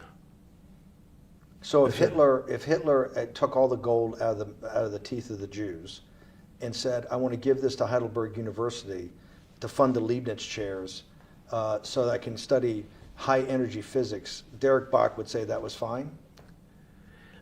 Again, these questions are questions where good people on both sides, like your Charlottesville, could differ. I don't know the answers to these questions. So tell us the two. Give us the two answers. The one answer why it shouldn't be, and then the one answer. Derek Bach says, I'll essentially take cash from anybody because I got so many projects, so many good guys, and this is the way I'll do it. So I'm indifferent to where the cash comes from. Money's money. And if I got good guys, I'm the fiduciary that says these are good people and this is good research, okay? I'll take the cash from from any source, including you.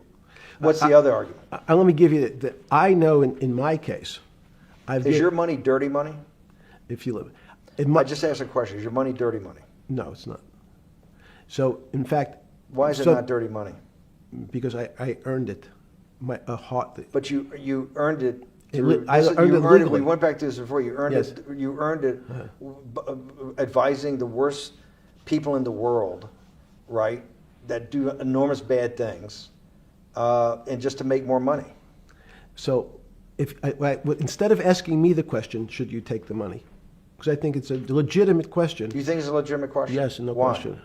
Because I think about, ethics is always a complicated subject, but I can tell you that with the money I gave to help try to eradicate polio in Pakistan and India, instead of asking me whether that money should be given to these children for vaccines, I think you might want to ask their mothers who received the vaccine, who know their child now won't get polio, and ask them if Epstein should have helped these people If we with walked their in, money. if we walked in, you're is a that a fair mathematician. question? You're a mathematician. If we walked into that clinic where they're giving that money out to these people that are in the most dire straits of poverty and sickness, and told them that the money was coming from class 3 sexual predator? Tier 1. What's tier 1's the highest and worst? No, I'm The lowest? I'm the lowest. You're the yes. lowest. Okay, tier 1, you're the lowest. But a criminal. Yes. That the money came from them. What percentage of people do you estimate? I understand you don't like probabilities. Do you estimate would say, I don't care, I want the money for my children? I would say everyone said, I want the money for my children. Did they know where the money came from? I think if you See, told them, if I told them 100%. the devil Himself. The devil himself said, I'm going to exchange some dollars for your child's life. Do you think you're the devil himself? No, but I do have a good mirror. It's a serious question. Sorry. Do you think you're the devil himself? I don't know. Why would you say that?